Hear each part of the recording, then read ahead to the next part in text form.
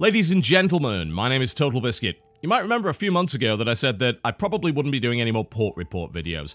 The reason for that was that we really didn't have a way of properly assessing the performance of a PC game across multiple configurations. This was causing some consternation amongst some of the viewers where we may say, hey, this game runs well, and then it ends up not doing so on their system, so they get angry with us for misrepresenting the game. Or indeed, the other way around. Maybe we have a problem that other people do not, and it reflects badly on the title and so on and so forth. It was just becoming more trouble than it was worth. However, it was made clear, mostly by user feedback, that while performance is maybe not something we can talk about with any great accuracy, what we can do, and what is very useful to people, is to provide information on things like the options menu, the scalability of a game, the things that you can customize, the things that you can't, and a few other things such as control methods and the ability to properly alt-tab a game and all that sort of thing. Useful PC-specific options. So I thought, alright, that seems like a decent idea if we're dealing with a game that may very well have some problems in that regard, or that people have their doubts about. Now, in the case of NieR Automata, those doubts exist for a couple of reasons. Firstly, the PC version of the game was delayed about a week and a half. The console version came out last week, and this, the PC version, came out today. Secondly, no preview code or review code whatsoever for NieR Automata PC was given to anybody prior to release. All of the code that was given out at the same time that the game went on sale, which means that we had no way to assess things like performance or its PC port prior to that time. So as a result, I've chosen to do this video on NieR Automata. We're going to be looking at the options menu, we're going to be talking about the control schemes, and a few unique and weird issues that you might want to be aware of. So first things first, when it comes to weird issues, the title menu of this game does not allow you access to the majority of the options. I know, it's weird. You can see these right here are all grayed out. I was quite confused by this initially. Well, as it turns out, these options cannot be changed unless you load the saved file of the game that you happen to be playing. So it seems as if the game ties all of its settings to the save file in such a way that you can't change the overall settings for every save file at once. There's no global settings available, which is a little weird. You can change things like screen resolution and detail. You can't change things like camera options, most of the game options, language options, and so on and so forth without loading the save file. This is complicated somewhat by the fact that this game does not allow you to save within the first portion of the title. Just be aware of that. If you quickly jump out of the game, well, you may very well have to start the thing again, which is awkward, weird, but there is a reason for that I don't really want to go into because it would be something of a spoiler. Needless to say, the various playthroughs of this game have significance, and the first playthrough will most likely not be your last. That's the only thing I'll say about it. So you have to jump into the save file in order to access this secondary menu, which has the settings and the control rebinding. So let's talk a little bit about these settings. You do have the option for Japanese or English voices. With my experience with the game, having played about an hour or two of it on PlayStation, I'd probably go with Japanese, honestly. The VO work is not something that I particularly enjoy, so you may just want to go for subtitles. Now, in terms of the subtitles, you have a choice of 6 options here, so you don't necessarily have to have them in English. You can also set up a keyboard layout, QWERTY, AZERTY, or QWERTZ. I wasn't even aware that there was a QWERTZ layout, but there you go. This menu can be navigated fully with the mouse, and also happens to support the mouse wheel, which is quite convenient. Even when inputting your name, thankfully you can input it via the keyboard. And you might think, well, that's just standard, right? Well, it should be, but honestly, when it comes to games that are developed by Japanese studios, there's often some strange little oversights, let's just say. Platinum hasn't released an awful lot of games on PC up to this point, but it seems as if they're really getting the hang of the porting, and for the most part, this menu works well, and there's quite a few options available, so let's dive in and have a look at some of them. Here are some of the game options that you've got. These are the difficulty options. You'll be asked to select this difficulty initially, but you can change it from this area here. Now, normally, difficulty wouldn't really be something that would have anything to do with the port of the game. However, in this case, that's actually not true. And the reason is that the lock-on mode, as you can see here, is tied into difficulty. If you play hard or very hard, you will not be able to use that lock-on mode, and that's actually quite a important point if you decide to use keyboard and mouse, because not having access to that lock-on may very well make controlling the game more difficult with the keyboard and mouse scheme. As to whether or not you should use that scheme, well, we'll be getting onto that in a minute when I show you a bit of gameplay with it. Camera options are available. You're going to need quite a few of these, because if you're not familiar with NieR Automata, then let me just tell you this. The game transitions between a bunch of different camera perspectives on the fly in a pretty seamless fashion. Now, this is something that relates directly to your ability to control the game, so it is relevant to the port, and being able to tweak these options is very important. You'll probably find that one of those camera perspectives does not quite work for you in the default settings, so you can come and tweak it, and everything's good, no problem. Alright, screen options. So now we're talking turkey. Resolution options are available here. Good selection. It does support ultra-wide. I put a ultra-wide custom resolution into my Nvidia control panel here just to test it, because I don't have an ultra-wide monitor. But what I can do is move down here. I wish this scrolled a little better than it did, but there we go. 2560 by 1080 is an ultra-wide resolution. That's supported. And I believe the game goes all the way up to 4K as well, so you don't really have too much to worry about there. Now, there is something I need to make you aware of that I personally did not experience, but would seem to be affecting some users since there's a lot of complaints about it on the Steam forums. Some people are having issues with this game when using it in full screen mode. It would appear that full screen may not actually be true full screen. At least, it isn't going into true full screen for some people. What's happening for certain users is that when full screen is selected, it's actually upscaling the game from a lower resolution to the resolution that you'd selected. So, if you get into the game and you notice that it's pretty blurry, text in particular, then what may be happening is that a bug has caused the game to render at a lower resolution and then upscale to the resolution you selected. This does not appear to happen in windowed mode.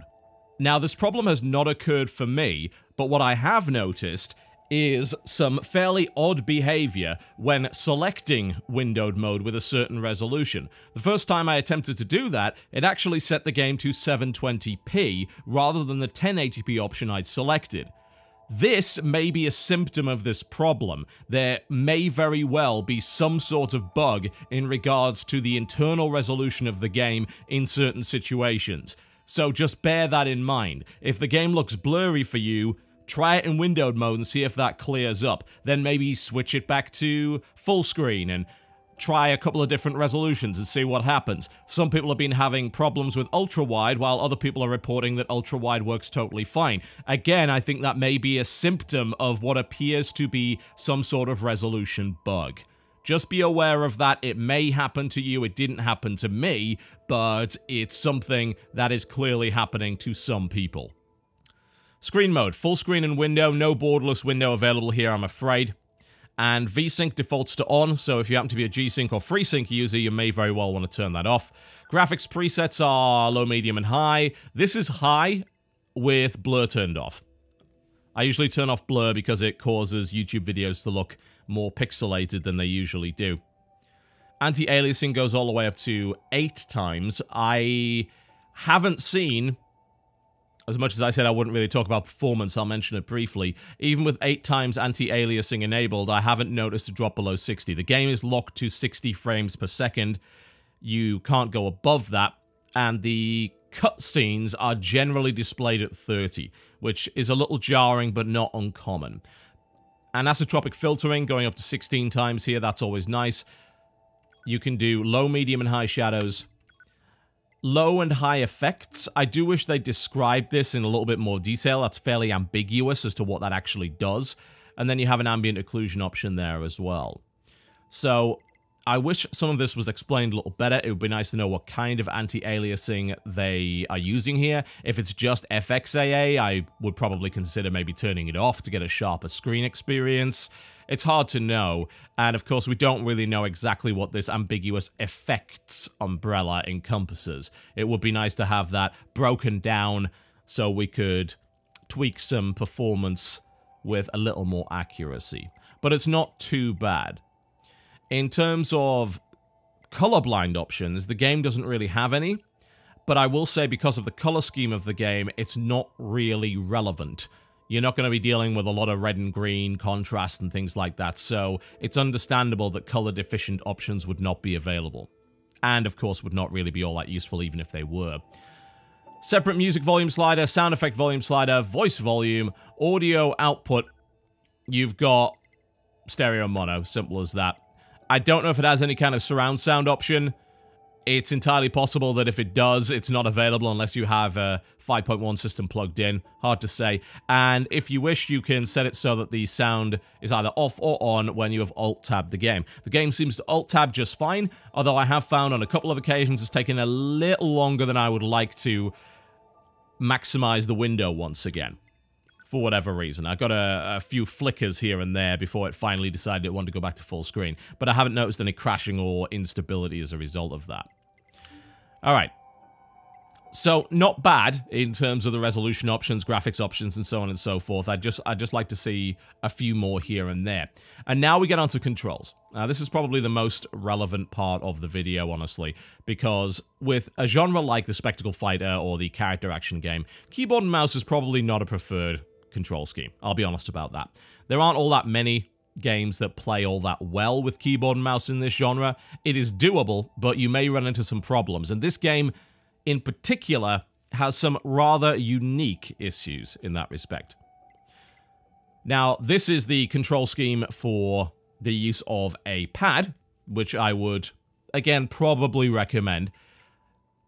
I have to give them huge props for doing what most games with pad support do not do, which is allowing full in-game customization of pad rebinding, which is extremely impressive. The vast majority of PC games do not allow that in-game. You can, of course, do it outside the game with third-party tools and with the Steam controller config within Steam itself, but to actually include that in the game itself is very impressive. Now, in terms of the keyboard controls, you have the option to rebind here as well. However, there are a couple of issues. As you can see, dodging is not something that you can bind on the keyboard. It's a double tap. So if you are looking to have a separate key or a key modifier for these moves, you can't do it. If you look at the scheme right here, you'll see that evasion is actually on the right trigger. So you're able to combine evade with a dodge direction. However, with the keyboard, they decided to use the double tap method instead. And there's no way around that. So for some people, that's going to be totally fine. But of course, you're going to be limited in the directions that you can dodge. But that's one of the big reasons why keyboard and mouse control is not necessarily optimal for this kind of game. With an analog stick, you can dodge precisely in a particular direction. You are not limited to the 8-directional dodge that this game would stick you with if you were using the keyboard. Outside of that, there's also a couple of other weird things going on. The mouse actually does work for attack commands. However, it's not available within the binding menu. So the light and heavy attacks are bound to some really weird buttons by default. As you can see, the backslash and forward slash. Not exactly what you would expect, is it? However, it also works with the mouse buttons, and yet doesn't tell you that in-game. So, I would probably recommend doing that, but unfortunately, you can't actually rebind those buttons within this menu. So, if you have a multi-button mouse, you may very well struggle with this. honestly, I think that really there's not an awful lot they could have done with the keyboard and mouse beyond what they already have. Modifiers would have been good, secondary bindings would have been good. I think the dodge in particular is a very odd decision to force you into this double tap method, but it's a really awkward genre to do keyboard and mouse with, and NieR Automata is unique in that respect due to these ridiculous camera changes. So, let me show you exactly what I mean. Alright. Wasn't this a character action game? Yeah. As I said, NieR Automata is a little unique in that respect. It actually has shmup elements in it, side-scrolling elements in it, top-down elements in it. It shifts camera perspective constantly. And that causes some very strange issues indeed. So, for the top-down shmup part of the game, using WASD is totally fine. No problems whatsoever, and just use shift to fire. No problem. As you can see, you've also got this melee attack and this shield. That's bound to the left and right mouse buttons, although it also has that keybind. Like I said, these are hidden bindings that are never really mentioned, so just bear that in mind. There's your double tap evasion. This is consistent regardless of whether or not you're playing the on-foot character action combat or whether or not you're playing the shmup parts of the game. But, just to throw yet another wrinkle in it, it's not just top-down shmup going on here. No, not at all. That's the heavy attack, by the way. Like I said, it doesn't tell you at all that mouse is an option here. What you're going to see is that this game has a tendency to shift between this top-down shmup and a twin-stick shmup configuration, which causes, again, a very unique problem, as you could probably see. Oh, look, we've suddenly gone all twin-stick. You can use the mouse to control the aiming, but it is extremely unreliable. As you can see, it's twitching all over the place. The most reliable control method with keyboard is to just use the 8-directional approach. So, up, down, left, right, and then your 4 diagonals using these cursor keys. Usually you can avoid this with twin stick by using the mouse, and most twin stick games that have mouse support just use the mouse to properly emulate analog input. This game does not do that well at all. As I said, it twitches all over the place, making controlling the twin stick element with the mouse very, very difficult. Probably not worth the effort. And now, we're behind! Well, of course we are. This works relatively well with the digital input of a keyboard, although you may very well prefer the analog stick for a little bit more precision when dodging these sort of things. Mouse control is not really relevant here, you just use it for attack buttons, and now we've switched into a horizontal scrolling rather than vertical scrolling shmup. Crazy, isn't it? Can you see now why this game would have very unique problems with making any sort of reliable functional keyboard and mouse configuration? I mean, honestly, there are some of these modes that are difficult to use even with a controller. Some are just less comfortable than others. What you may want to try doing is switching between controller and keyboard and mouse depending on which mode the game happens to be in. Now we're back, of course, into our twin-stick shmup, and the mouse is not having a good time whatsoever in keeping my mech pointing in the right direction. So maybe that's an option for you. You know, maybe give that a shot. Just, if you find a mode that works better with keyboard and mouse, then use keyboard and mouse. I don't know if stopping you doing that. And if you prefer to use controller, well, just switch to that during that particular part of the game. Alright, you've seen the shmup elements of it, so let's show you a little bit of the on-foot combat and give you an indication as to whether or not keyboard and mouse is okay for use in that particular respect. I mentioned the drop down to 30 frames per second in the cutscene. There it is. It's unfortunately common to see that. But it happens. It's annoying, but it's not something that really impedes the gameplay. Alright, and here we go. This is the on-foot combat. So, there's your movement, there's your evasion, and your camera can be controlled using the mouse here.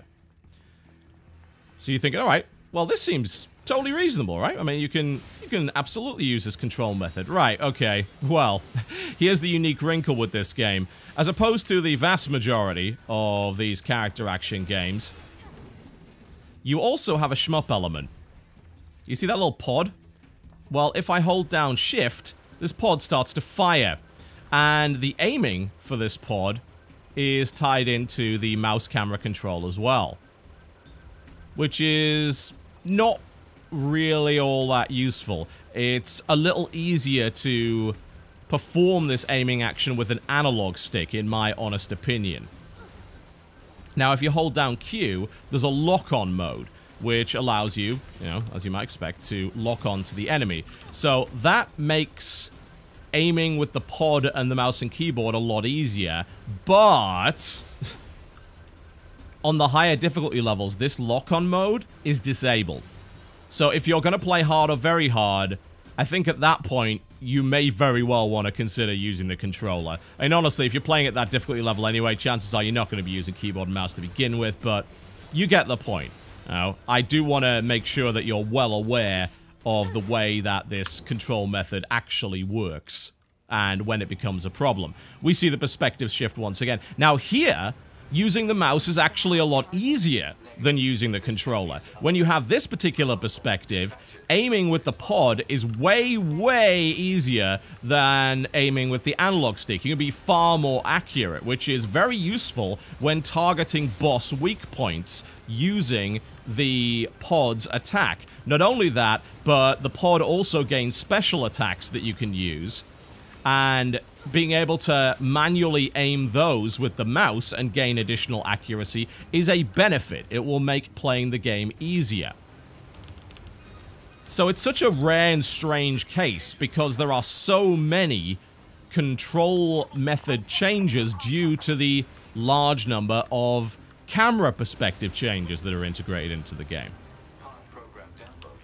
So I suppose the question really is, after that, look, do you want to be using keyboard and mouse with NieR Automata? And my answer to that is probably not. If you do not have a controller, you can play it, you may struggle in places. As I said, I don't think the double tap dodge is in any way optimal. It's slower, it takes longer to respond because you have to take 2 actions to dodge as opposed to 1 that you would on a controller. So dodging is harder simply because it takes you just that little bit longer to properly evade. And of course, you cannot evade in a specific direction. That puts you at an objective disadvantage to a controller user. But it's not unplayable with the control method. I'm here to provide support. And while there are a couple of things that could have been done better on Platinum's end in that regard, if I'm gonna be honest, I don't think that any sort of changes would have allowed the keyboard and mouse to be an optimal control method for this game. It's just too unusual. There are too many camera perspective changes. It's too much of a genre masher. It just would simply not work. But I guess props to them for even trying, honestly. And making it, for the most part, functional. Use a controller. Outside of that, I've had no performance issues with the game so far. The game looks pretty good. It looks better than it does, of course, on console. Those 4K options and the ability to apply a lot of anti-aliasing and anisotropic filtering are going to clean up a lot of the issues that console happens to have. So it's always good to be able to do that sort of thing. And overall, the game seems to be a pretty solid port. Not a brilliant port, but the best port that Platinum has done so far. And that's a good thing. As somebody that really enjoys Platinum games, it is fantastic that they are starting to get the hang of this. The more Platinum games we get on PC, as far as I'm concerned, the better. There's one last thing that I want to mention. If I'm going to be doing these port report things, I can't even remember which direction to go. There we go. If I'm going to be doing these port report things more regularly and just focusing on PC-specific issues rather than performance, then there's one thing that I should mention that's very relevant to a lot of people, and that's the DRM scheme of this game. NieR Automata uses de novo DRM. So that means you're going to have potentially a few issues with online authentication using the thing when you don't have an internet connection and all that sort of thing. I'll put an article in the description below this video which gives you a full assessment as to what de novo actually does. There's quite a lot of misinformation regarding this. Earlier in its lifespan, it was claimed that de novo actually thrashed SSDs and caused actual hardware damage. That turned out not to be true. So there's a lot of rumor and speculation. But I'll put an article that gives you objective fact in the description below. Obviously, DRM is never going to be consumer-friendly. I've personally never had an issue with a de novo game, but I have a very reliable internet connection, and I know for a fact that a lot of people obviously do not. So that is very much worth bearing in mind. If you are the sort of person that is going to have internet connection issues, you're possibly going to be limited as to when you can play this game due to its online requirements. There you go, folks. There's my revamped form for port report. Hopefully it was somewhat useful to you. I'm going to get back to actually playing this game because, frankly, so far it's been an absolute blast and an incredibly unusual title from Platinum. So I would rather stop talking about this and get back to actually enjoying it. My name has been TotalBiscuit. Thank you very much for watching. If you enjoyed this video, by all means do feel free to click the like button. If not, the dislike button is right over there. And I'll see you next time.